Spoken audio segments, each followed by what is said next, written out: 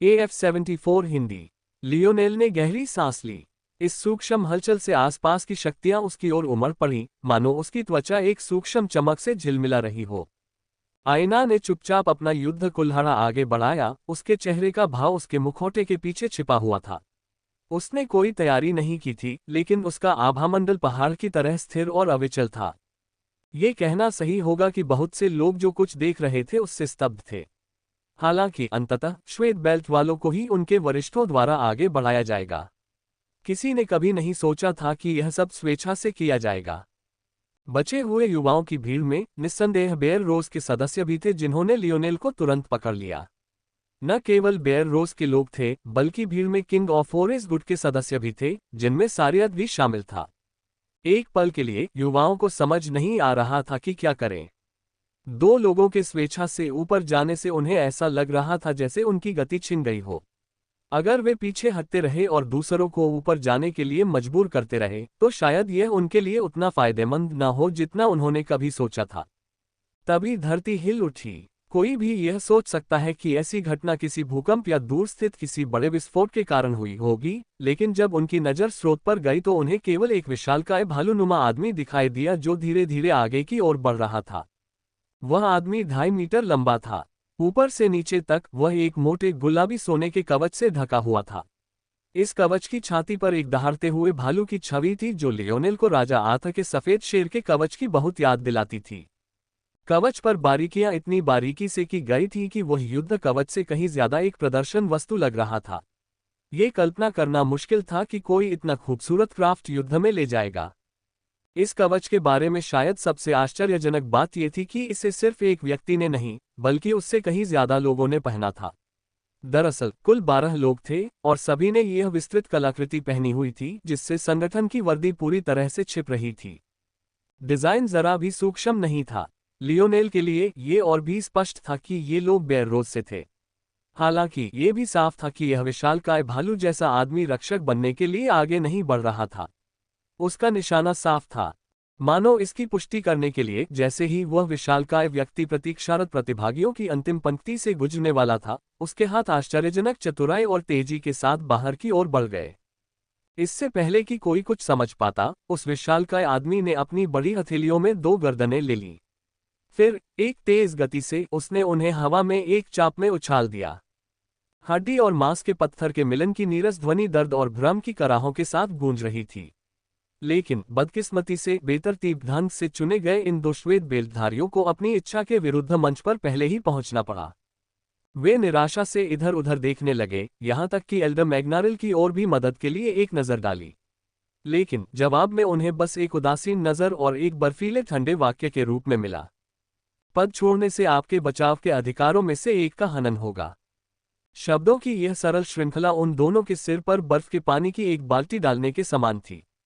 विशालकाय भालू जैसा आदमी ऐसे आगे बढ़ता रहा मानो कुछ हुआ ही न हो। वह किसी भी अन्य अपेक्षाकृत चतुर व्यक्ति की तरह एल्डर्स और वैलिएंट हॉट में आ रहे बदलाव को अच्छी तरह समझ रहा था। अतीत में ताकत और पदानुक्रम जितना महत्वपूर्ण था, अब ये और भी अधिक महत्वपूर्ण हो गया है। छोटे मोटे नियमों या कुछ लोगों की असुविधाओं की किसे परवाह थी। जब तक आपकी मुट्ठी मजबूत थी, आप जो चाहे कर सकते थे। चीजें इतनी आसान थीं और आगे और भी आसान होती जाएंगी। टकराना। एक हल्की सी छलांग के साथ गुलाबी सुनहरे कवच पहने वह विशालकाय व्यक्ति लियोनेल के मंच पर भारी रूप से उतरा। अब भी उसका चेहरा एक भारी हेलमेट और छज्जे से छिपा हुआ था। उसके कवच के कुछ हद तक स्ट्रैन रंग के बावजूद ऐसा लग रहा था कि उसने उसकी रक्तपिपासु आभा को जरा भी कम नहीं किया। मैंने कभी नहीं सोचा था कि जिस बदमाश ने मेरे बेयर रोज गुट को थप्पड़ मारने की हिम्मत की, वह इतनी जल्दी सामने आ जाएगा। लेकिन यह अच्छा है। यह एक ऐसी याद होगी जिसे दूसरे लोग भूल नहीं पाएंगे। हीरो गुट ही एकमात्र ऐसा गुट नहीं है जिसके साथ खिलवाड़ नहीं किया जा सकता। ये सुनकर लियोनेल के होंठ फड़क उठे। हीरो गुट के साथ खिलवाड़ नहीं किया जाना चाहिए था। क्या उसे लगता था कि लियोनेल एक के पक्ष में दूसरे के प्रति पक्षपाती है? बल्कि लियोनेल ने हीरो गुट के साथ जो किया था वह कहीं ज्यादा बुरा था। लेकिन जाहिर है बेयर रोज गुट के ये सदस्य अभी अभी ओरिक्स के खिलाफ अग्रिम मोर्चे की लड़ाई से लौटे थे। उन्हें इस बात की ज्यादा जानकारी नहीं थी कि उनकी अनुपस्थिति में वैलिएंट सिटी में क्या हुआ था। ये सोचकर आश्चर्य हुआ कि इतने सारे लोग अग्रिम मोर्चे पर हैं, फिर ऐसा क्यों लगता है कि रेलियन और अफेस्ट हमेशा से यहीं थे। बेशक ये सिर्फ एक भ्रम हो सकता है। आखिरकार लियोनेल हर समय उन पर नजर रखने की जहमत नहीं उठा सकता था। कुछ ही देर में लियोनेल ने अपने मन से सारे विचलित करने वाले विचार निकाल दिए। वह उस विशालकाय भालू जैसे आदमी से लगभग 20 मीटर की दूरी पर खड़ा था, उसका चेहरा शांत था। अब हालात ऐसे थे कि यही एकमात्र चुनौती थी जो दी गई थी। मानो इस एक लड़ाई को देखने के लिए पूरा अखाड़ा खामोश हो गया हो। अगर तुम कोई मौका पाना चाहते हो तो मेरी सलाह है कि तुम अपना कवच उतार दो, लियोनेल ने विनम्रता से कहा। अगर नहीं तो ये लड़ाई तुम्हारे कुछ भी करने का मौका मिलने से पहले ही खत्म हो जाएगी।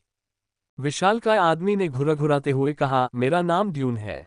मैं तुम्हारे मरने के बाद इसे तुम्हारी कब्र पर जरूर लिखवा दूंगा ताकि तुम उस दुनिया में भी यह न भूल सको कि तुम्हारे साथ क्या हुआ था। टकराना। ड्यून ने खुद को आगे बढ़ाया, उसके पैरों के नीचे के पत्थर बारीक रेखाओं के साथ टूट रहे थे। लियोनेल ने अपना सिर हिलाया, उसकी निगाहें अभी भी उदासीन थीं। जैसे ही ड्यून उसकी पहुंच में पहुंचा, उसने अपनी मुक्का उस पर तान दी जिससे हवा में एक तेज लपटें भड़क उठी। लियोनेल ने एक छोटा सा कदम आगे बढ़ाया। उसके एक ही कदम से ड्यून की मुक्का अपनी दिशा से भटक गई और उसके कान के पास सीटी बजने लगी। लियोनेल के शरीर पर सुनहरी रोशनियां छाई हुई थीं, उसकी हर हरकत के साथ एक तरल चमकती हुई चाप हवा में एक खूबसूरत आकृति बना रही थी। बस उसे देखते हुए लियोनेल के शरीर के सूक्ष्म उभार और लंटें देखी जा सकती थीं, जो उसकी सरल हरकतों की बेदाग सुंदरता को दर्शाती थीं। लियोनेल का कूल्हा नीचे धंस गया। ड्यून के शरीर से लिपटे हुए ऐसा लग रहा था मानो वह विशालकाय उसे पूरी तरह निगल जाएगा। फिर भी उसकी मुट्ठी आगे की ओर मुड़ी हुई थी और प्रकाश का एक नाजुक चक्र उसके रास्ते में सीटी बजा रहा था। ड्यून को अपने गुलाबी सुनहरे कवच में एक जोरदार धमाका महसूस हुआ, लेकिन उसने मुंह बनाया। क्या इसीलिए लियोनेल इतना आत्मविश्वासी था? उसकी तेजी। जब उसकी रक्षा पंक्ति को भेद ही नहीं सकते थे तो तेजी का क्या फायदा। लेकिन तभी ड्यून के कानों में एक कर्कश ध्वनि गूंजी जिससे उसके चेहरे के भाव बदल गए। वह अचानक पीछे हट गया, उसकी नजरें उसके छज्जे के पीछे से उसके चेहरे का एकमात्र दिखाई देने वाला हिस्सा सिकुड़ गईं। ड्यून ने अपने कवच की ओर देखा, धड़ पर कटी हुई धातु देखकर उसका चेहरा टेढ़ा हो गया। इसने न सिर्फ भालू के दहाड़ते चेहरे के एक हिस्से को विकृत कर दिया था, बल्कि अगर ये थोड़ा और गहरा होता तो यह उसके मांस में धंस जाता, उसकी चेनमेल को चीरता हुआ उसे गंभीर रूप से घायल कर देता। अभी क्या हुआ? क्या यह एक साधारण मुक्का नहीं था? ड्यून ने लियोनेल की मुट्ठी में एक सूक्ष्म बदलाव महसूस किया था जिससे उसे पता चल गया था कि लियोनेल अपनी मुट्ठी की तकनीक के लिए वास्तव में फोर सीजन्स रियल्म का सहारा ले सकता है। लेकिन लियोनेल के कड़े नियंत्रण के कारण यह बताना मुश्किल था कि वह किस स्तर पर था। फिर भी ड्यून के लिए यह स्पष्ट था कि लियोनेल के मुक्के के पीछे की शक्ति अभी भी ऐसी घटना को अंजाम देने के लिए पर्याप्त नहीं होनी चाहिए थी। अभी भी इसे उतारना नहीं चाहते? लियोनेल ने एक बार फिर समान भाव से पूछा। ड्यून के चेहरे पर तब तक भाव नहीं रहे जब तक भीड़ को अचानक एहसास नहीं हो गया कि क्या हुआ है। पहली ही बातचीत में लियोनेल जीत गया। हर कोई जानता था कि भले ही ये कवचधारी बेयर रोज सदस्य अपनी वर्दी में नहीं थे, फिर भी उनमें से हर एक ब्लू बेल्ट था। वे न सिर्फ ब्लू बेल्ट थे, बल्कि ब्लू बेल्टों में सबसे विशिष्ट व्यक्ति थे जिन्हें ओरिक्स से लड़ने का वर्षों बल्कि दशकों का अनुभव था। लियोनेल के अनुमान के अनुसार ये तथ्य कि ड्यून उस मुठभेड़ से बिना किसी चोट के बच निकला, बेशक अपने विकृत कवच के बिना, ये साबित करने के लिए पर्याप्त था कि वह कितना शक्तिशाली था। कोई भी सामान्य ब्लू बेल्ट वाला व्यक्ति अपने पेट में छेद किए बिना बच नहीं पाता। हालांकि लियोनेल के दयालुतापूर्ण शब्दों और उसकी विनम्र सूचनाओं ने ड्यून को और भी क्रोधित कर दिया। इस बिंदु पर अगर उसने सचमुच अपना कवच उतार दिया था तो क्या वह सिर्फ हार नहीं मान रहा था? ड्यून हंसने लगा। उसके डायाफ्राम की गति और फेफड़ों का विस्थापन इतना बड़ा चढ़ाकर दिखाया गया था कि उसकी धौंकनी से हवा में तालियां बजने लगीं।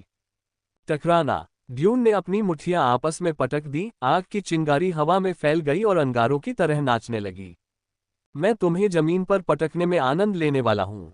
उस क्षण ड्यून के सिर के ऊपर कठोर सूर्य की छवि उभरी, उसके चारों ओर अंतहीन रेतीले टीलों का विस्तार दिखाई दिया।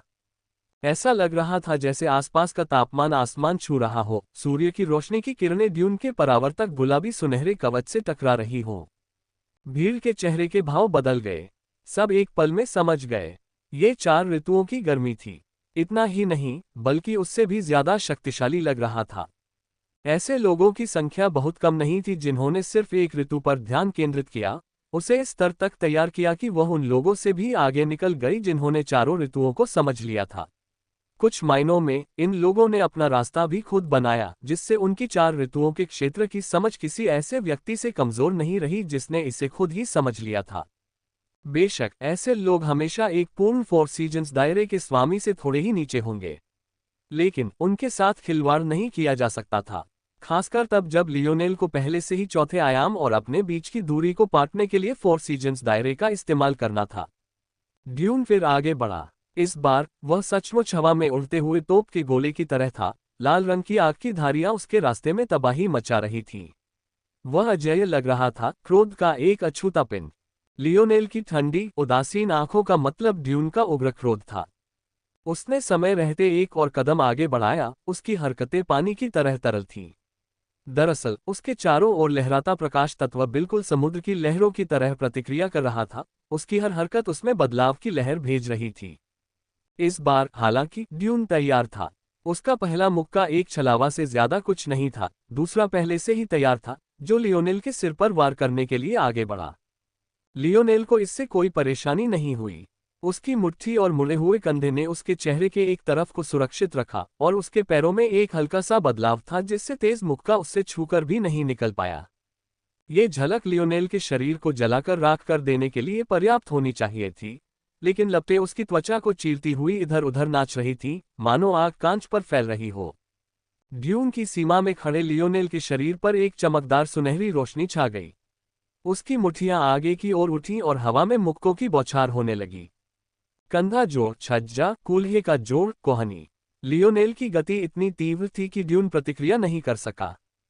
कुछ क्षण के लिए शोर शांत हो गया, उसके बाद हवा में लगातार विस्फोट करने वाली मुट्ठियों की बाढ़ आ गई, जिससे ड्यून का कवच किसी गड्ढेदार चंद्रमा की सतह जैसा दिखाई देने लगा। मजबूत गुलाबी सुनहरे कवच को मोड़कर अलग कर दिया गया, नीचे के मांस में छेद कर दिया और ड्यून की हड्डी को चीर दिया।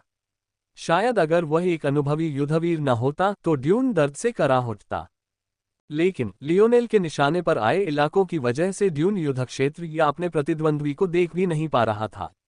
इसके अलावा रीढ़ की हड्डी में चुभने वाले दर्द के बिना वह अपनी बाहें भी नहीं हिला पा रहा था।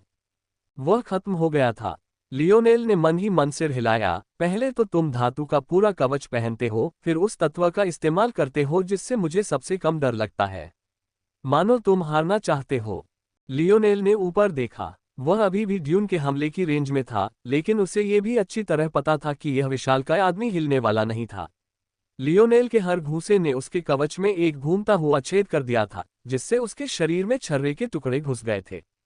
हालांकि इस छर्रे की सबसे बुरी बात यह थी कि यह अभी भी गुलाबी सुनहरे कवच से जुड़ा हुआ था, जिससे स्थिति और भी बदतर हो गई।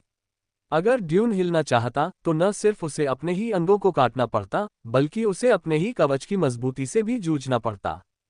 ये कहा जा सकता है कि धातु का पूरा सूट पहनकर लियोनेल से लड़ना शायद सबसे मूर्खतापूर्ण काम था। अग्नि तत्व का इस्तेमाल तो अकेले इससे आधा भी ज्यादा गंभीर नहीं था।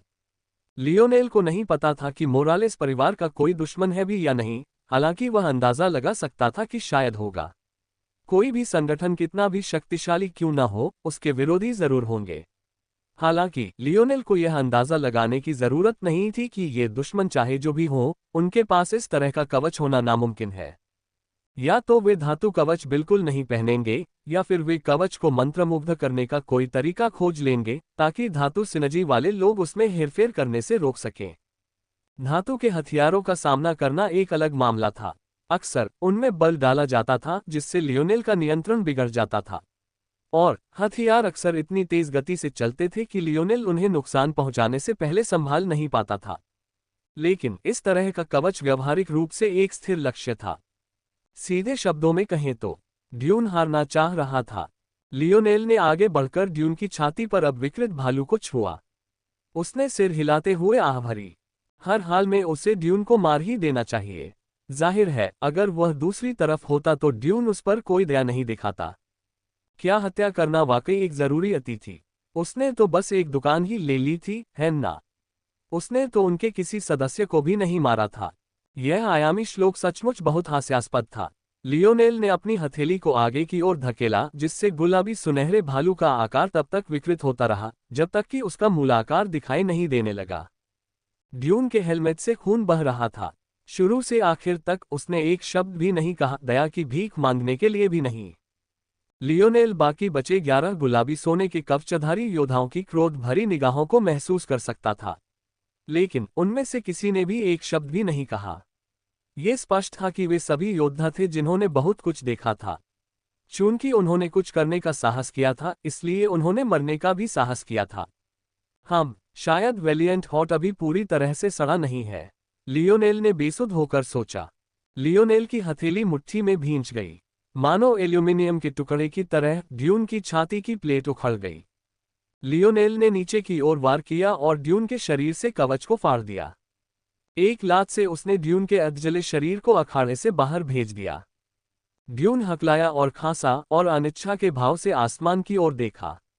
ऐसा इसलिए नहीं था कि वह मर रहा था, बल्कि इसलिए था क्योंकि वह जानता था कि अगर लियोनेल ने उसे अपना कवच उतारने में मदद नहीं की होती तो वह ऐसा कर सकता था। किसी तरह उस पर दया तो आ ही गई, लेकिन इससे उसे अंतहीन अपमान का एहसास ही हुआ। उस पल कई लोगों के दिमाग सुन्न हो गए। अगर लियोनेल उनके कवच के साथ ऐसा कर सकता था तो उन्हें क्या करना चाहिए था?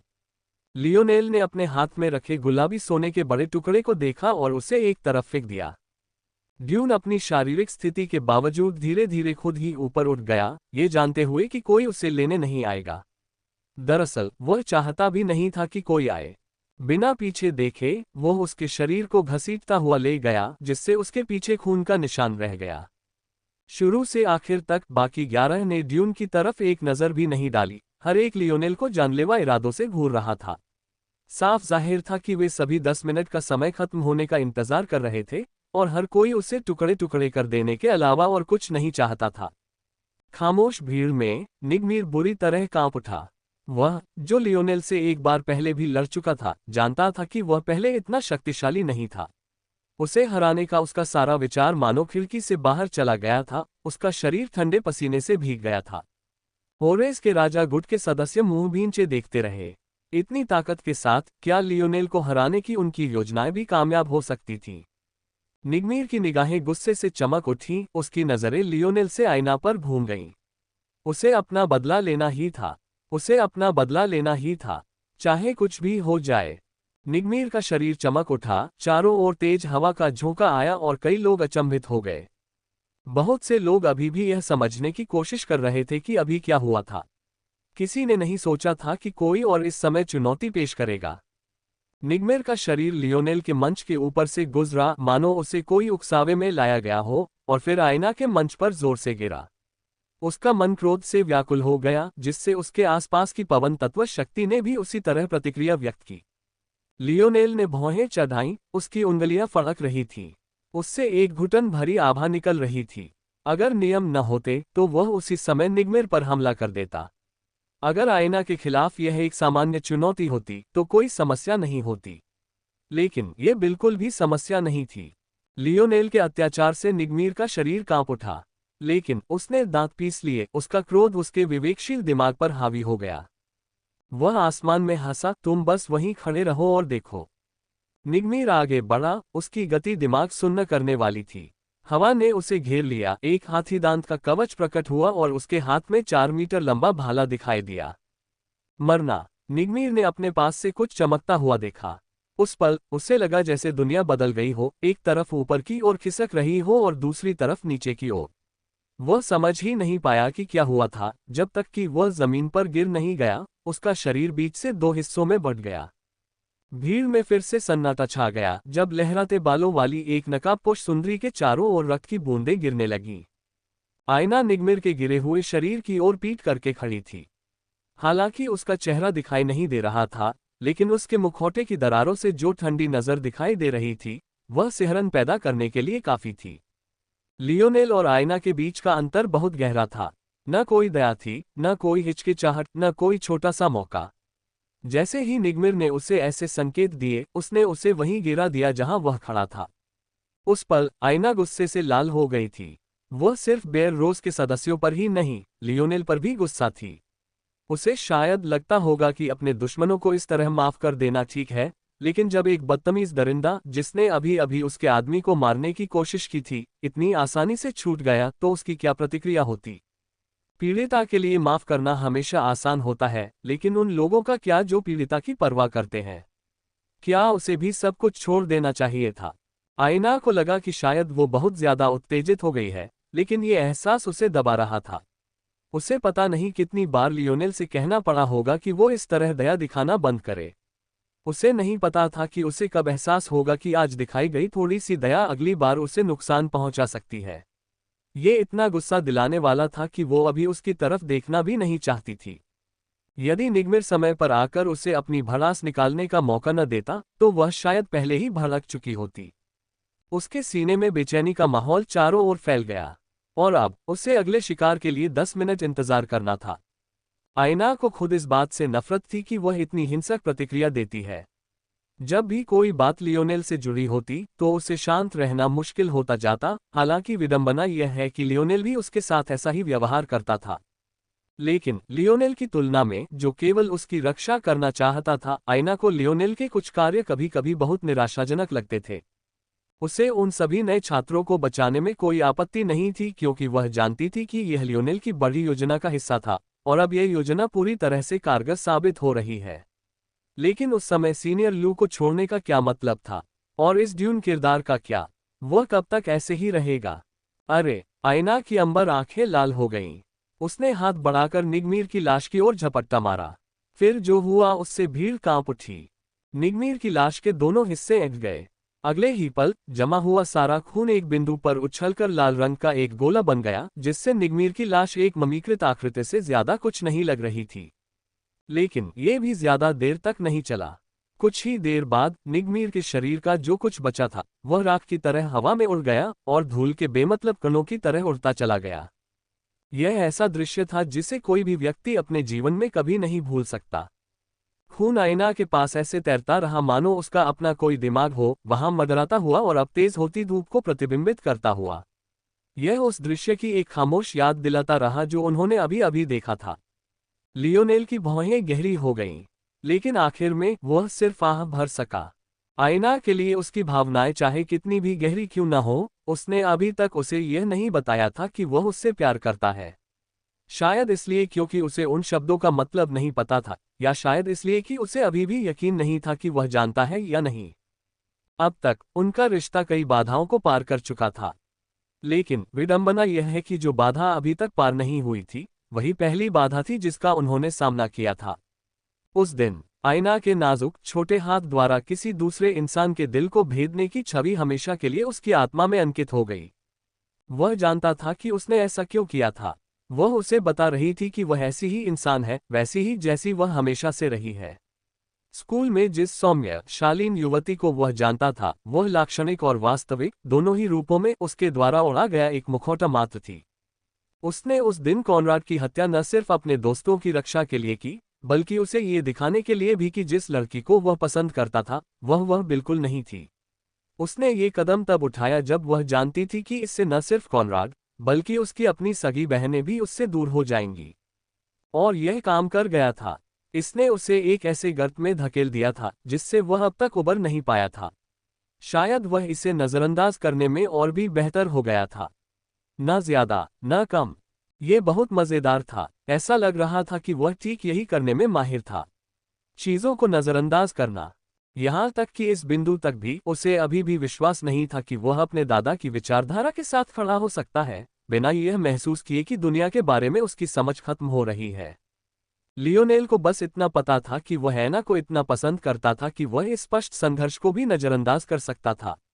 एक मूल विचारधारा जिसने उन्हें एक दूसरे के बिल्कुल विपरीत बना दिया था। जैसे कि यह पर्याप्त नहीं था, आयना लियोनेल के प्रति और अधिक आकर्षित होती गई और वे एक दूसरे के जितना करीब आते गए, ये बात उसे उतना ही अधिक परेशान करने लगी। जितना ज्यादा वह लियोनेल की परवाह करती थी, उतना ही ज्यादा वह उसे खोने का गम सह नहीं पाती थी।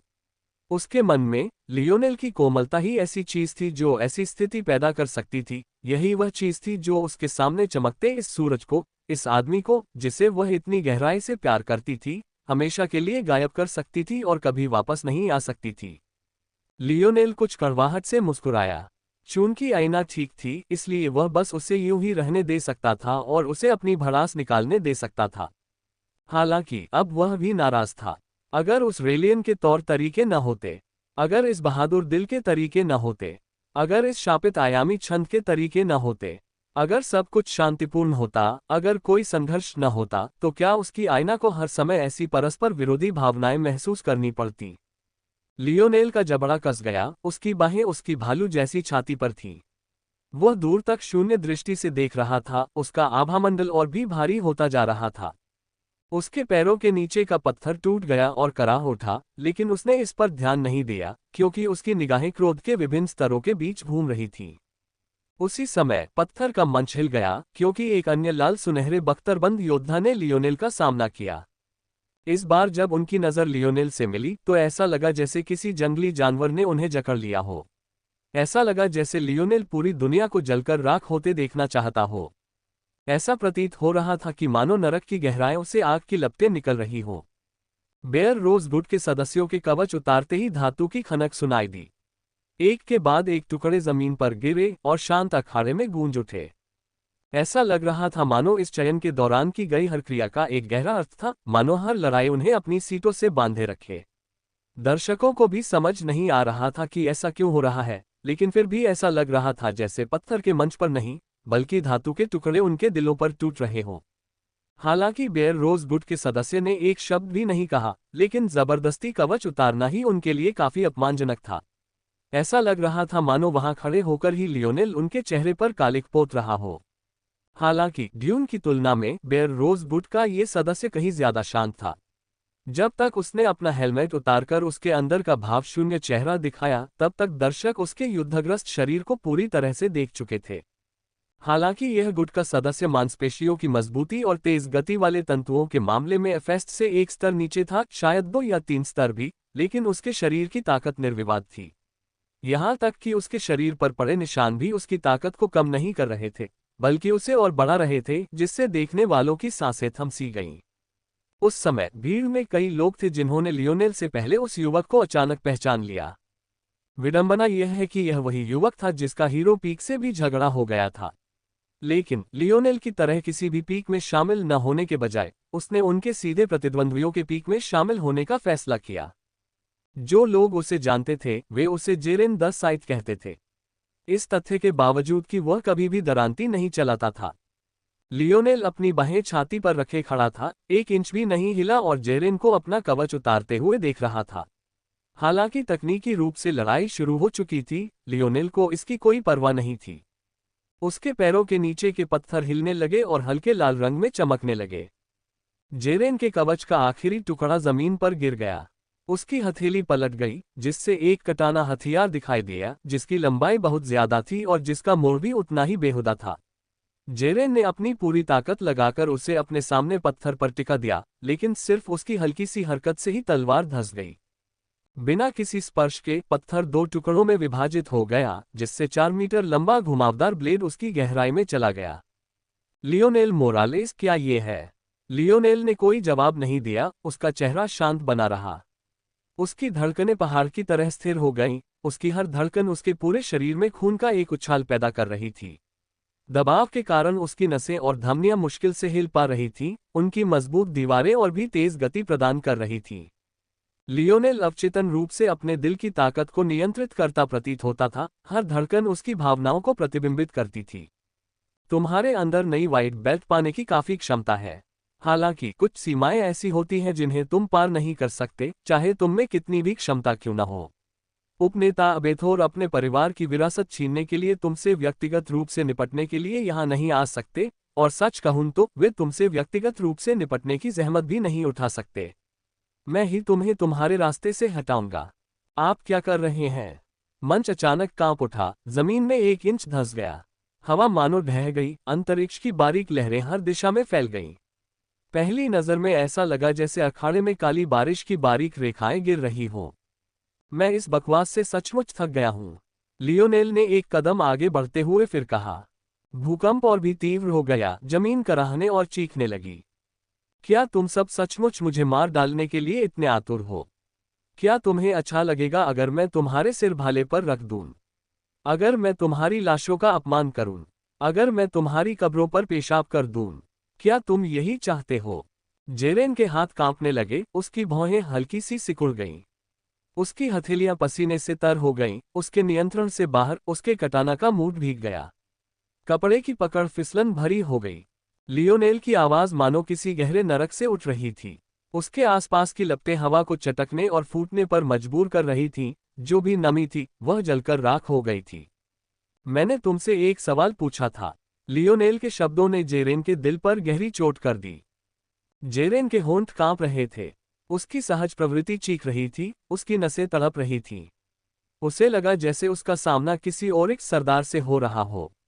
न जाने क्यों, लियोनेल का शरीर अपने वास्तविक आकार से 10 गुना बड़ा लग रहा था। उसकी दृष्टि के क्षेत्र को इस कदर घेर रहा था कि उसे कुछ और दिखाई ही नहीं दे रहा था। उसी क्षण जेरेन दहाड़ा, उसकी शक्ति ऊर्जा के एक गगनचुंबी भवन में फूट पड़ी। उसने अपने डर को दबाते हुए एक भारी कदम आगे बढ़ाया। उसने युद्ध के मैदान में बहुत कुछ देखा था, बिना लड़े गिरने का उसका कोई इरादा नहीं था। उसका अपना गौरव था। उसके शरीर के चारों ओर बिजली की चमक दौड़ गई, उसकी आंखें उसी उपस्थिति से चमक उठीं। वह तेजी से आगे बढ़ा, उसके शरीर से बिजली की चमक निकलती हुई निकल रही थी। जेरेन ने अपनी तलवार उठाई और इतनी तेजी से वार किया कि उसका पीछा करना लगभग नामुमकिन था।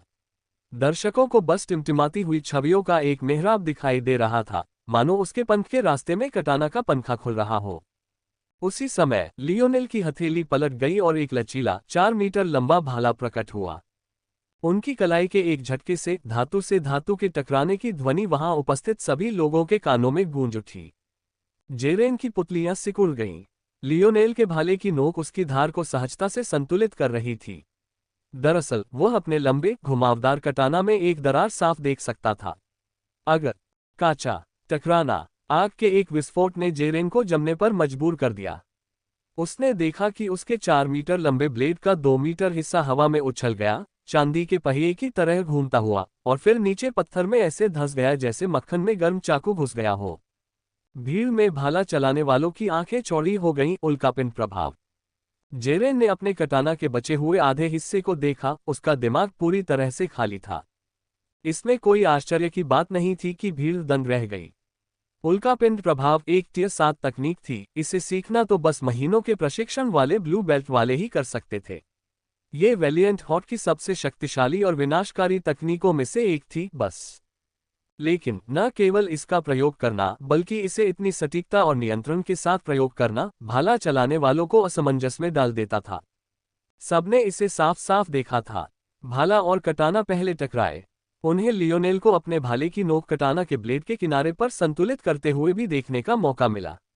तभी उल्कापिंड प्रभाव सक्रिय हुआ। लेकिन क्या ये तकनीक गति, तेजी और विस्फोटकता पर निर्भर नहीं थी? अगर आप रुक जाते तो ये सब कैसे कर पाते? लियोनेल आगे बढ़ा, उसके शरीर की गर्मी से जेरेन का शरीर लाल हो गया। मानो उसकी मौजूदगी ही उसे जलाकर राख कर देगी, और वह भी निगमिर की तरह हवा में बहता रहेगा। टकराना। जेरेन जैसे ही अखाड़े से बाहर निकला, उसकी छाती पर एक झुलसा हुआ पैर का निशान रह गया। वह छटपटाया और तड़प उठा, उसकी हालत ड्यून से भी बदतर हो गई थी। लियोनेल ने अपना भाला उठाया और शेष 10 बेयर रोज सदस्यों की ओर इशारा किया। मुझे 10 मिनट की जरूरत नहीं है। जल्दी करो और यहां आओ, वरना मैं तुम्हारे पास आ जाऊंगा। अंतरिक्ष लगातार झुकता और कांपता रहा। बारीक काली रेखाएं बरसती रहीं, जिससे लियोनेल के आसपास मौजूद सभी लोगों के घुटने टेढ़े हो गए। शायद एकमात्र व्यक्ति जो पूरी तरह से अप्रभावित लग रहा था, वह स्वयं आईना थी। लेकिन विडंबना यह है कि शुरुआत में ये सब उसी की वजह से हो रहा था। लियोनेल ने इस तरह अपना गुस्सा निकालने की योजना नहीं बनाई थी। लेकिन इस समय अगर उसने गुस्सा नहीं निकाला तो उसे लग रहा था कि वह सचमुच टूट जाएगा। टकराना। लियोनेल अब और इंतजार नहीं कर सका। वह मंच से उतरकर 10 बेयर रोज सदस्यों की ओर तेजी से बढ़ा। उनकी आंखें फटी की फटी रह गईं। उन्हें उम्मीद नहीं थी कि लियोनेल सचमुच ऐसा कुछ करने का फैसला करेगा। यहां तक कि बड़े बुजुर्ग भी इस समय जो हो रहा था उसे समझ नहीं पा रहे थे। लेकिन वे ये भी अच्छी तरह जानते थे कि इसे चुपचाप इजाजत दी गई थी। जिस क्षण ड्यून को 2 सफेद बेल्टों को जबरदस्ती मंच पर फेंकने के लिए फटकार नहीं मिली, ठीक उसी क्षण सभी को एहसास हुआ कि यह तथाकथित चयन कुछ और नहीं बल्कि सभी के लिए एक खुली छूट थी। तथाकथित नियम एक पतली परत से अधिक कुछ नहीं थे, जो अराजकता के अलावा और कुछ नहीं थे। बेयर रोज के सदस्यों के पास कोई चारा नहीं बचा था। लियोनेल के दबाव को महसूस करते हुए वे सब आगे की ओर दौड़ पड़े। ऐसा लगा जैसे किसी जानवर को उसकी जंजीरों से आजाद कर दिया गया हो। जैसे ही लियोनेल के पैर जमीन पर पड़े, उसने खुद को 4 वारों से घिरा पाया। लेकिन उसका भाला उतनी ही बार आगे की ओर धंसा और उसके शरीर में सुनहरी रोशनी की एक धारा फैल गई। उसकी भाला चाल धीमी लग रही थी और उसके पीछे कुछ और ही छवियां छोड़ रही थी। एक पल के लिए तो ऐसा लगा जैसे लियोनेल 4 लोगों में बंट गया हो और हर कोई एक ही भाला चला रहा हो और एक ही हमला कर रहा हो। हवा में विस्फोट हो गया, आग के छल्ले नीचे की ओर बरसने लगे और अंतरिक्ष में हलचल मच गई। लियोनेल ने उनके हथियारों का इतनी तेजी और चतुराई से प्रतिकार किया कि दिमाग सुन्न हो गया। इतने ऊंचे स्तर के विरोधियों के दबाव के बावजूद वह आगे बढ़ने पर आमादा लग रहा था। उसकी आंखों में क्रोध की चमक थी। अगर वह उन सबको कुचल सकता, अगर उसके सामने कोई बाधा न बची होती, लड़ने के लिए कोई दुश्मन न होता, चिंता करने के लिए कोई खतरा न होता, तो क्या उसे तब भी ऐसा महसूस करना पड़ता? क्या उसे तब भी ऐसा महसूस करना पड़ता? लियोनेल का भाला उसके हाथों में घूम रहा था और एक चक्र तथा आग की भयंकर दीवार प्रकट हो रही थी। प्रतिभागी तितर बितर हो गए, उनकी आंखों में डर साफ झलक रहा था। लियोनेल बेयर रोज के खिलाफ जो विध्वंस मचा रहा था, वैसा उन्होंने किसी श्वेत व्यक्ति से पहले कभी नहीं देखा था। यह उस तरह का क्रोध और शुद्ध क्रोध था जो आत्मा से उबल रहा था। लियोनेल दहाड़ा, कांस्य रून्स टिमटिमा उठे और उसकी पुतलियों का रंग बैंगनी लाल हो गया। उसके पैरों के नीचे की धरती टूट गई और एक ही कदम के दबाव से वह गड्ढे में धंस गया। बेयर रोज के सदस्यों को ऐसा महसूस हुआ जैसे ऊपर से कोई पत्थर उनके सिर पर गिर पड़ा हो। क्या ये कोई गुरुत्वाकर्षण क्षेत्र था? यह इतना शक्तिशाली कैसे हो सकता है? इस तरह की प्रभाव क्षेत्र क्षमताएं 5वें आयाम की दुनिया में स्थित किसी तीसरे आयाम के अस्तित्व के हाथों में इतनी शक्तिशाली नहीं होनी चाहिए। दुर्भाग्य से लियोनेल की गति और तेज होती जा रही थी। उसकी पीठ से फैले हुए भ्रामक पंख सफेद और गहरे सुनहरे रंग की किरणें बिखेर रहे थे, जिन्हें देखकर लगभग आंखें चौंधिया जाती थीं। एक झटके से लियोनेल का भाला एक सीने में जा धंसा। इससे पहले कि बेयर रोज का सदस्य अपने भीतर खुल चुके खूनी छेद पर प्रतिक्रिया दे पाता, लियोनेल पहले ही किसी और के सामने प्रकट हो चुका था। लियोनेल का हाथ पंजे की तरह हवा में तेजी से दौड़ा और उसने एक महिला बेयर रोज सदस्य के कंधे को पकड़ लिया और नीचे की ओर खींचने लगा। उसके होठों से एक चौंकाने वाली चीख निकली जब उसका बायां कंधा मांस के पेस्ट में तब्दील हो गया। दुर्भाग्यवश उसकी बची हुई चीख भी उस समय रुक गई जब लियोनेल के पैर ने उसके मध्य भाग को दबा दिया, जिससे उसके फेफड़ों में बची हुई हवा भी धारा की तरह बाहर निकल गई। उस पल लियोनेल द्वारा पहले ही छोड़े गए आग के पहिए बेयर रोज के 5 सदस्यों से टकरा गए। उनकी चीखें और चीखें गूंज रही थीं और हर गुजरते पल के साथ उनका कवच लगभग पिघलकर उनके शरीर पर गिर रहा था। ठीक उसी समय पहिए फट गए और ऊपर से अंगारे बरसने लगे। पूरा इलाका तबाह हो चुका था। लियोनेल अभी भी गुस्से से भरी निगाहों से खड़ा था। हर बार जब वह बेयर रोज के सदस्यों की अधजली लाशों को देखता तो उसका गुस्सा और बढ़ जाता। ऐसा होना जरूरी नहीं था, ऐसा होना जरूरी नहीं था। इस बारे में शुरू से अंत तक सब कुछ बेहद क्रोधित करने वाला था। स्टैंड के अंदर मैग्नारेल असमंजस में बैठी थी। उसे समझ ही नहीं आ रहा था कि क्या हो रहा है। उसके पास इतनी ताकत कैसे हो सकती है? उसकी हरकतों से ऐसा लग रहा था मानो हर कोई खुशी खुशी उसके भाले में घुस रहा हो। लियोनेल ने आसमान की ओर देखा, उसका क्रोध साफ दिखाई दे रहा था। एक ही झटके में उसने अपना भाला फेंका। जोरदार धमाके के साथ भाला उसके मंच के ठीक बीचों बीच लगा। चूंकि तुम सब मौत चाहते हो, इसलिए मैं तुम्हें मौत दूंगा। जो भी अगला व्यक्ति मुझे चुनौती देगा, मैं उसे पाताल लोक भेज दूंगा। टकराना। आयना को अपने शरीर से हल्की सी हवा निकलती हुई महसूस हुई जब उसकी पीठ लियोनेल के कमरे की दीवार से टकराए। टक्कर इतनी जोरदार थी कि दीवार टूट गई और एक छोटा सा गड्ढा बन गया जो उसके दुबले पतले शरीर में मुश्किल से समा पाया। हालांकि इससे पहले कि वह सांस ले पाती, उसने महसूस किया कि वह लियोनेल के होठों से घिर गई है और उसका दम घुट रहा है। आयना को लगा कि उसके कपड़े फाड़ दिए गए हैं। उसका शरीर लियोनेल की सनक के कारण तूफान में फंसी नाव की तरह डगमगा रहा है। उसकी छाती में एक तपिश सी दौड़ गई, उसका दिल उबल रहा था। लियोनेल की धधकती गर्मी में शायद कोई और भी असहज महसूस कर रहा होता। लेकिन उसे तो ऐसा लग रहा था जैसे वह 7वें आसमान पर पहुंच गई हो। उसके शरीर ने इस हमले को खुली बाहों से झेला। लियोनेल की कठोरता से लेकर उसके हाथों की मजबूती और उसकी आंखों की ठंडक तक, हर चीज ने उसे सिहरन से भर दिया। उसे एक ऐसी उत्तेजना का एहसास हुआ जैसा उसने पहले कभी नहीं किया था, एक ऐसी उत्तेजना जो लियोनेल द्वारा अब तक अनुभव किए गए सभी चरम सुखों से कहीं ज्यादा थी। जब लियोनेल उसे सिलेक्शन से घसीट कर ले गया, उसकी आंखों में अभी भी क्रोध की चमक थी, तो उसे ठीक से अंदाजा नहीं था कि क्या होने वाला है। लेकिन जब लियोनेल ने उसे दीवार से टकराया तो उसके मुंह से निकली हल्की सी आह उसके मन में सांस लेने के लिए संघर्ष की तरह दर्ज हुई, लेकिन हकीकत ये थी कि वह लगभग एक उत्तेजित चीख की तरह निकली। यह एक ऐसी ध्वनि थी जो लोगों के दिलों पर कब्जा कर लेती थी, उन्हें जकड़ लेती थी और उन्हें जाने नहीं देती थी, तब तक निचोड़ती रहती थी जब तक कि वे जीवन और मृत्यु के बीच झूलते हुए अपनी सारी तर्कशक्ति खो नहीं देते थे। इतनी छोटी सी टक्कर से आयना के अंदरूनी अंगों को जरा भी झटका नहीं लगा, उसे कोई नुकसान तो दूर की बात है। उसने खुद को जिस तरह की ट्रेनिंग दी थी, उससे ये दीवारें जो गड्ढे बना रही थीं, ये फर्नीचर जो तोड़ रही थीं और ये फर्श जो ढह रहे थे, सब बच्चों का खेल लग रहे थे। मानो वे जंगली जानवरों का जोड़ा हो, वे अपनी कुंठा एक दूसरे पर उतार रहे थे। आयना के नाखून लियोनेल की पीठ में गड़ गए, जिससे खून के निशान पड़ गए, जिनका बचाव उसका धातु शरीर भी नहीं कर सका। उसने टियर 4 की सुरक्षा को ऐसे चीर डाला जैसे मक्खन में गर्म चाकू घुस गया हो। लियोनेल का खून उसके नाखूनों में रिस रहा था, अनजाने में उसके शरीर में खींच रहा था। लेकिन नतीजा आयना की उम्मीदों से कहीं बढ़कर था। जैसे ही लियोनेल का खून उसके खून से टकराया, उसके होठों से एक गहरी कराह निकली और उसका श्रोणी लियोनेल के बॉक्सर के उभार से रगड़ खा रहा था। लियोनेल का खून उसकी रगों में दौड़ता हुआ एक नशा सा था। उसमें एक झुलसाने वाली गर्मी और एक सुकून देने वाली मिठास थी। ये भावनाओं का ऐसा विरोधाभास था जो उसके मुंह में लियोनेल की जीभ के एहसास से लगभग पूरी तरह मेल खाता था। उसी क्षण जैसे गर्म अंगारों से जलते हुए आयना का श्राप चीख उठा। आयना ने जीवन भर जो दर्द महसूस किया था, वह अचानक उसके शरीर की गहराई में चला गया, लियोनेल के खून से भाग गया। हालांकि आयना को शायद ही इस बात का एहसास हुआ। वह लालच से लियोनेल का खून पीती रही, उसे ऐसा लग रहा था जैसे वे दोनों आखिरकार एक हो गए हों। उस क्षण आयना को एहसास हुआ कि वह लियोनेल से प्यार करती थी, लियोनेल से इतना प्यार करती थी कि उसके सीने में एक तेज दर्द उठ रहा था। उसका शरीर अपने वास्तविक रूप में आने लगा। लियोनेल की कमर से लिपटी उसकी पतली टांगें लंबी हो गईं।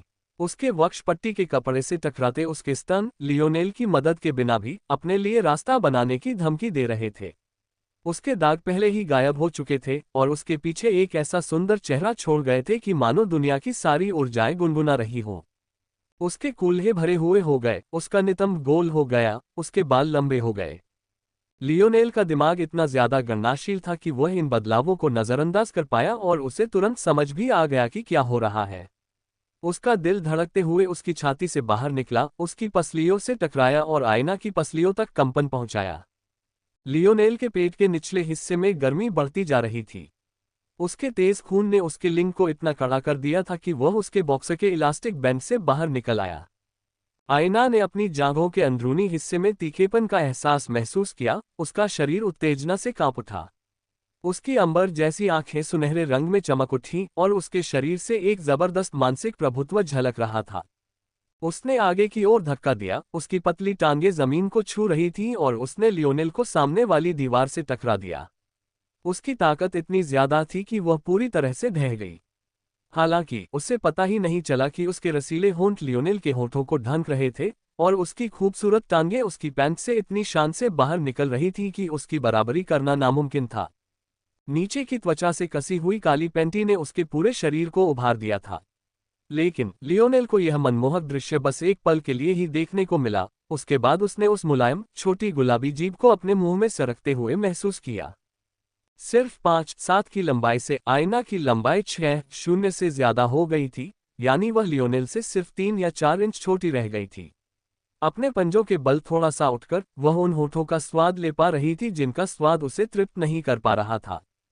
हालांकि उसका दबदबा ज्यादा देर तक नहीं रहा और फिर उसे फिर से हवा में उछाल दिया गया। एक मजबूत हाथ ने उसकी छाती का पट्टा फाड़ दिया। 2 मांसल टीलों की स्वस्थ उछाल अचानक रुक गई क्योंकि वे लियोनेल की छाती से सट गए। ये जोड़ा अपने पीछे तबाही छोड़ गया। जब वे खंडित घन के एक कमरे से दूसरे कमरे तक किसी तरह यात्रा कर रहे थे तो विनाश का एक निशान उनके पीछे पीछे चल रहा था। मैं नहीं कर सकता, मैं इसे और नहीं सह सकता। लियोनेल की कर्कश आवाज ने आयना को सिहरन में डाल दिया। उस पल वह लगातार एक तरह का मानसिक दबाव छोड़ रही थी जिससे लियोनेल भी अछूता नहीं था। जैसे ही आयना का श्राप दबा, उसे लगा जैसे उसकी आत्मिक शक्ति लियोनेल की आत्मिक शक्ति से भी कमजोर नहीं रही। लेकिन गणना के लिए अनुकूलित होने के बजाय आयना की आत्मिक शक्ति मन को पूर्ण आज्ञाकारिता की स्थिति में ला सकती थी, मानो पूरी दुनिया उसे रानी कह दे।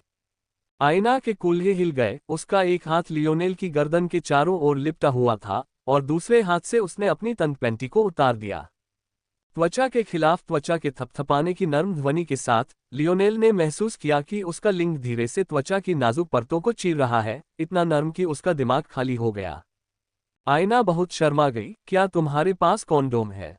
लियोनेल का गला रुक गया। ये लाइव है दोस्तों, यह कोई अभ्यास नहीं है। आधिकारिक वैम्पायर महारानी आयना की कलाकृति अभी मेरे इंस्टाग्राम पर उपलब्ध है, @westpac_। यकीन नहीं हो रहा कि मैं ये अच्छी चीजें आप सबके साथ साझा कर रहा हूँ। मुझे इसे अपने पास ही रखना चाहिए था। इतने सालों की प्रगति के बाद भी पृथ्वी पर पुरुष गर्भनिरोध के केवल 2 ही तरीके थे, कॉन्डोम और नसबंदी। सौभाग्य से बाद वाली प्रक्रिया काफी आसान हो गई थी और बाद में दोबारा जुड़ने की लगभग 100% गारंटी थी, जबकि पहली इतनी उन्नत हो गई थी कि ऐसा लगता था जैसे शुरू में ये थी ही नहीं। लेकिन बदकिस्मती से लियोनेल के पास इनमें से कोई भी चीज नहीं थी। इस समय उसे सचमुच आंसू बहाने का मन हुआ। ये बातें लियोनेल के दिमाग में जरा भी नहीं थीं। हाई स्कूल में अच्छे अंकों के बावजूद वह आजीवन कुंवारा रहा, और अगर वह कुंवारा भी नहीं होता तो भी कॉन्डोम जैसी कोई चीज बस एक बटन दबाने भर की दूरी पर थी। हालांकि अब उसकी कलाई पर बंधी घड़ी, जिसके बारे में वह लगभग पूरी तरह से भूल चुका था, स्क्रैप धातु से अधिक कुछ नहीं थी, विशेष रूप से 5वें आयाम की दुनिया में प्रवेश करने के बाद। इसके अलावा इस बात की भी कोई गारंटी नहीं थी कि किसी तीसरे आयाम की दुनिया का कॉन्डोम भी उस पर काम करेगा। उसे बस इतना पता था कि इस समय उसने असली गोलियां चलाई थीं। कहते हैं कि एक सामान्य तृतीय आयामी पुरुष पहले से ही 40 किलोमीटर प्रति घंटे की रफ्तार से बौनापन दिखा सकता है। लियोनेल को नहीं पता था कि उसके प्रशिक्षण का इस पर कोई असर होगा या नहीं, लेकिन अगर हुआ भी तो उसे अंदाजा था कि यह उससे कहीं ज्यादा होगा। ये सब सोचना ही काफी निराशाजनक नहीं था कि यदि लियोनेल प्रतिवर्ती नसबंदी का विकल्प चुनना भी चाहे तो क्या वह अपने शरीर में चीरा लगाने के लिए पर्याप्त कुशल और मजबूत डॉक्टर भी ढूंढ पाएगा। ये सब जितना जटिल था, आयना के पास शायद उससे भी कम विकल्प थे। सभी महिला गर्भनिरोधक विकल्प उनके जीव विज्ञान की गहरी समझ पर निर्भर थे। कौन जानता था कि आयना का जीव विज्ञान तीसरे आयाम में रहने के समय से कितना अलग था। लानत है। लियोनेल वहीं खड़ा था, उसका माथा आयना के माथे से सटा हुआ था। किसी तरह वे रसोई तक पहुंचने में कामयाब हो गए थे। दरअसल इस समय आयना बीच में रखी बड़ी स्टेनलेस स्टील की मेज पर बैठी थी और अभी भी लियोनेल से हल्के से रगड़ खा रही थी। ये बिल्कुल स्पष्ट था कि वे दोनों एक कदम आगे जाना चाहते थे, लेकिन आयना के प्रश्न ने उन दोनों पर ठंडे पानी की एक बाल्टी डाल दी थी। इस समय वे उस स्थिति के बारे में सोचने से खुद को रोक नहीं पाए जिसकी वजह से वे यहाँ पहुंचे थे। उन्हें भी मानना पड़ा कि यह बिल्कुल भी स्वास्थ्यप्रद बात नहीं थी। यदि आयना को ये पता न होता कि वह निश्चित रूप से इस समय बच्चे पैदा करने का जोखिम नहीं उठा सकती, तो संभवतः वे दोनों ही उस क्षण की गर्मी में खो गए होते। लियोनेल अब भी आयना के सुगंधित रस को अपने लंठ के सिरे पर महसूस कर सकता था। ये लगभग पागल कर देने वाला था। बस एक ही धक्का और उसे शायद इस दुनिया का सबसे बेहतरीन एहसास मिल जाएगा। हालांकि जैसे जैसे उसका मन शांत हुआ, उसे एहसास हुआ कि यह मामला सिर्फ गर्भनिरोधक न होने से कहीं ज्यादा गहरा था। एक और गहरा मसला था जिससे दोनों में से कोई भी निपटना नहीं चाहता था। लियोनेल ने महसूस किया कि ऐना ने उसके गाल को थाम लिया है। उसका सिर उसकी निगाहों से मेल खाने के लिए ऊपर उठा हुआ था, उसकी सांसें रुक रुक कर चल रही थी क्योंकि वह उसकी निर्दोष चेहरे पर नजरें गड़ाए हुए था। लियोनेल को कभी परवाह नहीं थी कि आयना कैसी दिखती है, लेकिन उसके सामने इस देवी के अस्तित्व से उसके लिए जो भावनाएं थीं, उन्हें और पुष्ट करना उसके लिए लगभग असहनीय था। आयना के आसपास खुद को सामान्य रूप से नियंत्रित करना उसके लिए पहले से ही काफी मुश्किल था, लेकिन उस पल ऐसा लग रहा था जैसे उसकी सारी हिचक एक एक करके टूट रही हो। लियोनेल ने अपने कूल्हों को आगे बढ़ने से बड़ी मुश्किल से रोका, उसकी जांघें कांप रही थीं और वह अपने दांत पीस रहा था। आयना की सांसें कुछ धीमी हो गई थीं। हालांकि लियोनेल ने उसकी आखिरी रक्षा पंक्ति को पूरी तरह से भेदा नहीं था, फिर भी वह खुद को खुलते हुए महसूस कर सकती थी। ज्यादा से ज्यादा आधा या 2 सेंटीमीटर ही सही, फिर भी यह एहसास पहले से ही बहुत मादक था। आयना जानती थी कि यह स्थिति कितनी खतरनाक थी। प्रवेश द्वार ही एक औरत के लिए सबसे संवेदनशील क्षेत्रों में से एक था। लियोनेल की तो बात ही छोड़िए, वह भी इस समय आग से खेल रही थी। उसने लियोनेल के अपने तरल पदार्थ के रिसाव के खतरे के बारे में भी नहीं सोचा था। एक गहरी सांस लेते हुए और अपनी उस इच्छाशक्ति को इकट्ठा करते हुए, जिसका उसे अंदाजा भी नहीं था, लियोनेल ने खुद को पीछे खींच लिया। उसे लगा जैसे वह फटने वाला है, लेकिन वह ये भी जानता था कि यही सबसे अच्छा फैसला था। अगर उसका बस चले तो वह अभी इसी वक्त आईना में एक बच्चा डाल दे।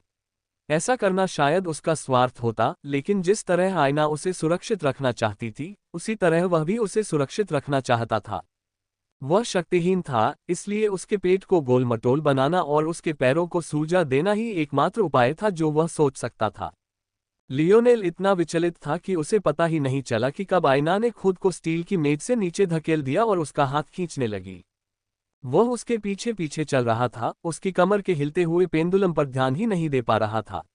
उसे लगा कि यह बदकिस्मती है कि उसके लंबे बाल दृश्य में इतनी बाधा डाल रहे थे। पहली बार लियोनेल के मन में अपने लंबे बालों के प्रति नकारात्मक भावना आई, जिनसे वह इतना प्यार करता था। इससे पहले कि लियोनेल कुछ प्रतिक्रिया दे पाता, उसने स्वयं को ऐना के कमरे में पाया, जो कि ऐसा प्रतीत होता था कि उनकी हिंसा में केवल ऐना ही छूट गया था। सच कहूं तो आजकल दोनों अक्सर साथ ही सोते थे, इसलिए ये कमरा अपेक्षाकृत खाली पड़ा था और महीनों से ऐसा ही था। लेकिन इस समय यह एक राहत की बात थी। आयना ने लियोनेल को बिस्तर के किनारे पर बैठा दिया, उसकी अगली हरकत से उसकी आंखें चौड़ी हो गईं और उसका दिल तेजी से धड़कने लगा। आयना उसके पैरों के बीच घुटनों के बल बैठ गई और कुछ घबराई हुई और लज्जित मुद्रा में उसकी ओर देखने लगी। उस पल लियोनेल का लन फड़क उठा। उसने सोचा भी नहीं था कि इस वक्त उसे और ज्यादा उत्तेजना महसूस हो सकती है, लेकिन एक देवी के चेहरे वाली हसीना का इस तरह उसके सामने घुटने टेकना देखकर उसका खून खौल उठा। आयना की पतली उंगलियां आगे की ओर उठीं, उसके दोनों हाथ उसके लिंग के चारों ओर इतनी कोमलता से लिपटे हुए थे कि उसकी धड़कन और बढ़ गई। फिर धीमी गति से लियोनेल ने हर फ्रेम को पकड़ लिया, उसके थोड़े से खुले चेरी होठों ने बहुत नोक को चूमा। लियोनेल को उसी पल अपनी जिंदगी का सबसे बड़ा अपमान महसूस हुआ। वह उसकी छोटी सी गुलाबी जीभ की कोमलता का अनुभव करने के लिए भी जिंदा नहीं बचा। अरे! आयना उस शब्द से तब तक उलझन में रही जब तक कि अचानक उसकी समझ में नहीं आया। इंसानी समझ से परे अपनी सजगता से वह चकमा देकर रास्ते से हट गई। बदकिस्मती से छत ऐसा नहीं कर सकी। लियोनेल ने लंबी गहरी सांसें ली। न जाने कैसे उस एक शॉट ने उसे पूरी तरह से थका दिया था। छत की तरफ देखते हुए वह कड़वी मुस्कान के साथ मुस्कुराया। 40 किलोमीटर प्रति घंटे की बात करते हुए वह कुछ हद तक मजाक कर रहा था, लेकिन ऐसा क्यों लग रहा था जैसे किसी ने छत पर तीर चलाए हो। इसे मन में दोहराते हुए लियोनेल को एहसास हुआ कि वह सही था।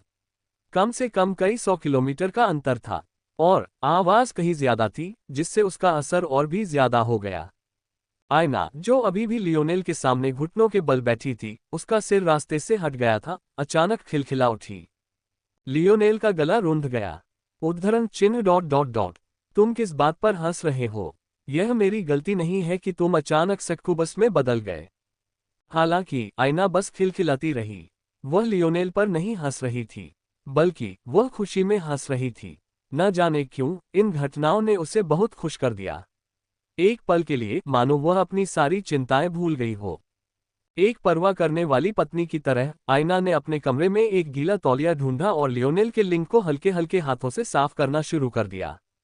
इस हरकत से उसे सुकून मिला और उसकी कुछ यादें भी ताज़ा हो गईं, जिससे उसकी मुस्कान और गहरी हो गई। सच तो ये था कि लियोनेल से अभी पसीने की हल्की सी बदबू आ रही थी। ये कोई बहुत तेज तो नहीं था, पर फिर भी सच तो यही था। आखिरकार दोनों अभी अभी सिलेक्शन में थे, बस 20 मिनट से ज्यादा नहीं। तो अभी अभी हुई अपनी लड़ाई में शायद उन्होंने और भी ज्यादा ऊर्जा खर्च की होगी। लियोनेल के इस ऐलान के बाद किसी और ने उसे चुनौती देने की हिम्मत नहीं की। क्या मजाक है, उसने तो अकेले ही बेयर रोज के ज्यादातर कुलीन सदस्यों का सफाया कर दिया था। क्या चयन जारी रखने का कोई मतलब था? फिर भी आयना को लियोनेल की हल्की सी बदबू की कोई परवाह नहीं थी, यहां तक कि उसने अपने होठों को भी उससे छूने से परहेज नहीं किया। हालांकि सिर्फ इसलिए कि उसे परवाह नहीं थी, इसका मतलब यह नहीं कि लियोनेल को परवाह नहीं थी। यह उस बेचैनी का एक हिस्सा था और यह एहसास कि आयना की हरकतों को रोकने में बहुत देर हो चुकी थी, जिससे वह खुद पर काबू नहीं रख पाया। आखिरकार वह उस एहसास का आनंद ही नहीं ले पाया और फिर अचानक भाग निकला। लियोनेल आयना को मुस्कुराते हुए काम करते देख रहा था, उसके सीने में एक अवर्णनीय गर्मजोशी फैल रही थी। उस पल उसे भी एहसास हुआ कि वह उससे प्यार करता था, इतना प्यार करता था कि उसका दिल दुख रहा था। The power of smell, can humans sniff out cancer with body odour? Brainberries. फिर भी किसी कारणवश आयना की तरह उसने भी वे शब्द जोर से नहीं कहे। लियोनेल ने आयना का हाथ एक तरफ धकेल दिया और उसे उठा लिया, जिससे वह कुछ अचंभित हो गई। उफ, तुम भारी हो गए हो। आयना की भौहें ऊपर उठ गईं। क्या कहा तुमने? कुछ नहीं, कुछ नहीं। लियोनेल हंसा। लियोनेल मुस्कुराया। उसने पाया कि आयना की हर भावना का एक प्रभाव क्षेत्र होता था। ये काफी दिलचस्प था, मानो वह अवचेतन रूप से दुनिया पर अपनी इच्छा थोप रही हो। दंपत्ति स्नानघर में घुस गए और खुद को साफ करने लगे। एक दूसरे की मदद करते हुए उनके बीच एक सुखद शांति छा गई, मानो वे बरसों से यही करते आ रहे हों। मुझे नहीं पता था कि मेरा खून तुम्हारे इतने काम आएगा। लियोनेल ने थोड़ी देर बाद आयना को अपने पसंदीदा सेब की खुशबू वाला शैम्पू लगाने में मदद करते हुए कहा। अगर मुझे पता होता तो हम ये बहुत पहले कर चुके होते। तुम्हें कैसा लग रहा है? आयना मुस्कुराए। मैं बहुत दिनों से बेहतर महसूस कर रही हूँ। अभिशाप अभी खत्म नहीं हुआ है, लेकिन लगता है अब बाहर आने से डर रहा है। लियोनेल ने सिर हिलाया। मुझे लगता है कि यह मेरे स्ट्रोई स्टार उल्लू वंश कारक और मेरे स्कारलेट स्टार बल के कारण हो सकता है। मैंने पहले ही अपनी हीलिंग शाखा को जागृत कर लिया है और मेरे इनिट नोड के अपने परिपक्व रूप में पुनः प्राप्त होने के बाद इसने मेरे स्टार, प्रकाश और अग्नि तत्वों की विशेषताओं को सूक्ष्म रूप से बदल दिया है। आयना की भौहें समझ में आ गईं। यदि लियोनेल के उपचारात्मक गुण को उसके स्कारलेट स्टार फोर्स की विनाशकारी क्षमता और विशेष रूप से स्टार फोर्स पहलुओं की शुद्धिकरण विशेषता के साथ जोड़ दिया जाए, तो उसका रक्त वास्तव में सभी विषयों और अभिशापों का अभिशाप होगा। लियोनेल के मैच कोर ने इसे और भी बेहतर बना दिया। अपने शरीर के साथ तालमेल बिठाने के बाद लियोनेल का पासिंग हीलिंग फैक्टर पहले से 10 गुना ज्यादा मजबूत हो गया। तुम्हें क्या लगता है, क्या मेरा खून तुम्हें ठीक कर सकता है? लियोनेल ने पूछा। इस सवाल को पूछने के लिए आयना से बेहतर कोई और नहीं हो सकता था। अपने शरीर को पूरी तरह से समझने की क्षमता के साथ उससे बेहतर सही जवाब कौन दे सकता था? लियोनेल इस उत्तर से निराश होने के लिए पूरी तरह तैयार था, लेकिन वास्तविकता से वह स्तब्ध रह गया। हाँ, मुझे ऐसा ही लगता है। श्राप पहले ही 1% से ज्यादा जलकर नष्ट हो चुका है। भले ही यह छिपा हो, यह मेरा शरीर है, मैं इसे आसानी से ढूंढ सकता हूँ। अगर अगली बार मेरा दिमाग साफ रहा, तो उसी मात्रा में खून बहाकर इसे 5 या 10% तक भी कम करना कोई समस्या नहीं होगी। लियोनेल मुस्कुराया। ये वाकई एक सुखद आश्चर्य था। उसने सोचा था कि आयना का इलाज ढूंढने के लिए उसे और भी बहुत कुछ करना होगा, जबकि हकीकत यह थी कि इलाज तो वह खुद ही था। आपको पता है, लियोनेल ने पलकें झपकाईं। हम। आयना उसकी नजरों से मिलने के लिए पीछे मुड़ी, उसके कोमल स्तन पूरी तरह से दिखाई दे रहे थे।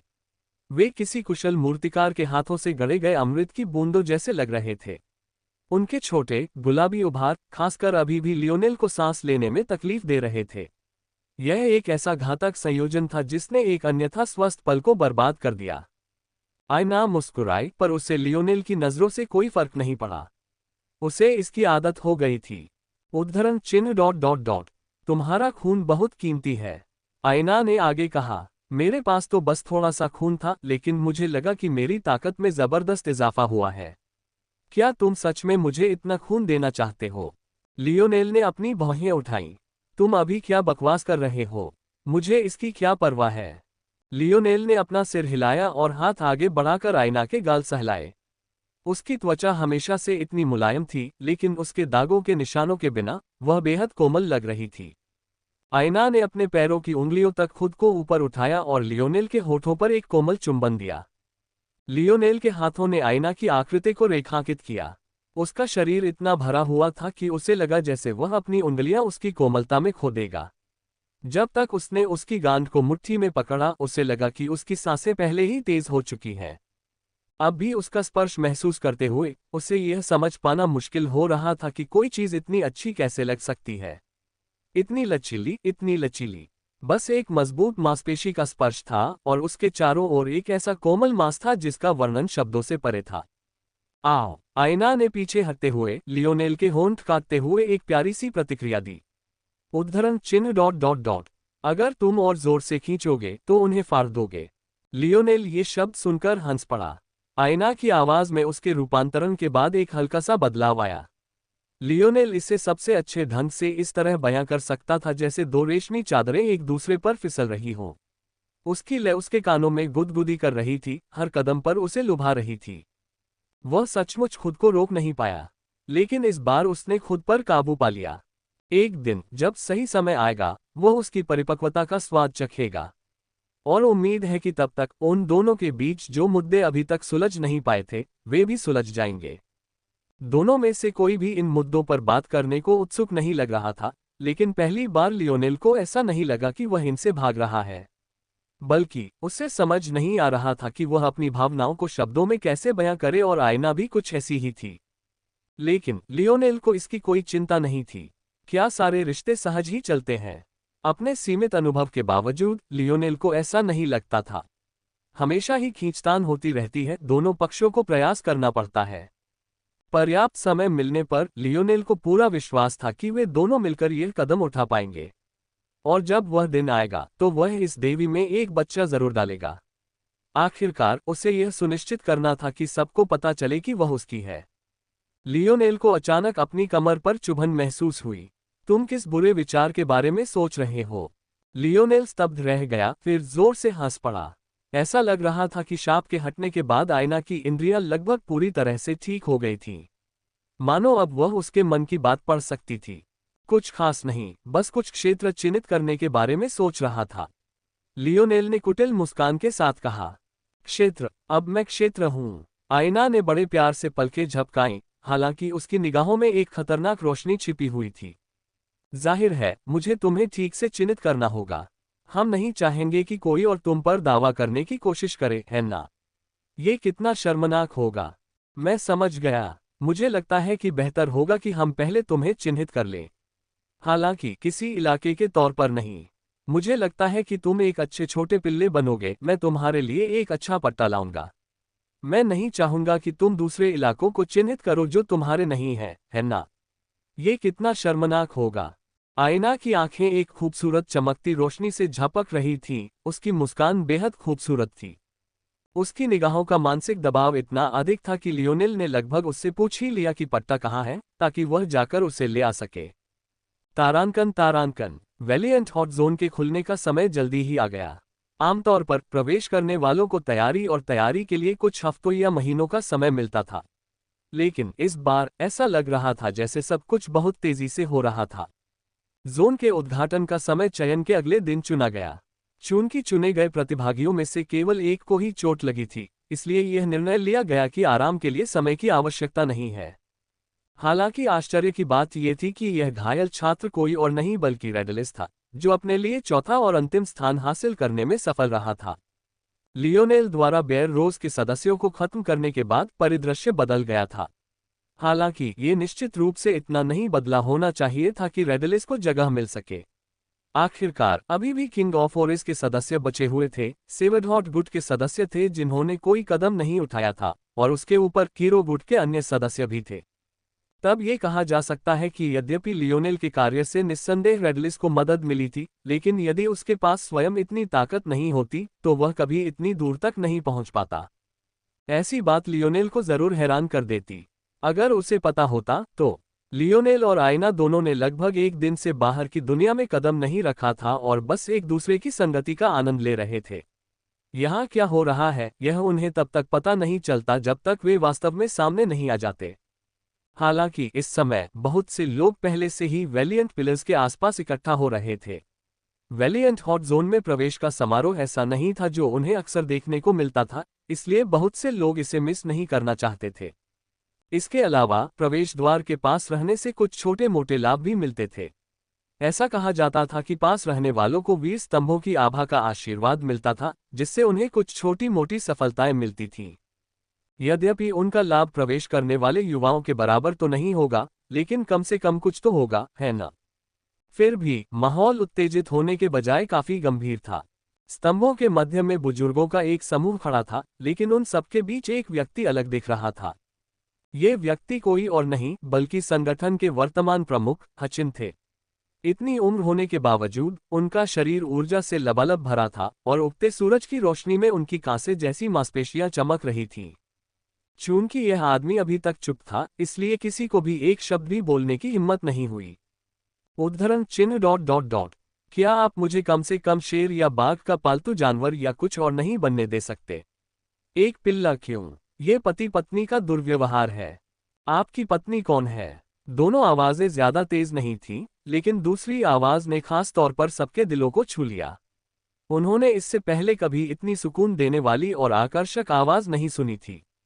डांटने फटकारने के बजाय कई लोग अपनी गर्दनें ऊपर उठाकर देखने लगे कि यह कहां से आया है। लेकिन जो उन्होंने देखा उससे वे सब हैरान रह गए। उस पल लियोनेल मानो अदृश्य हो गया था, हालांकि उसने उसका हाथ पकड़ रखा था। दोनों पहाड़ी दर्रे से नीचे उतरे, लेकिन दुनिया उनमें से केवल एक के इर्द गिर्द ही घूमती हुई प्रतीत हुई, जबकि उसने मुखौटा पहना हुआ था और उसका शरीर काली सैन्य वर्दी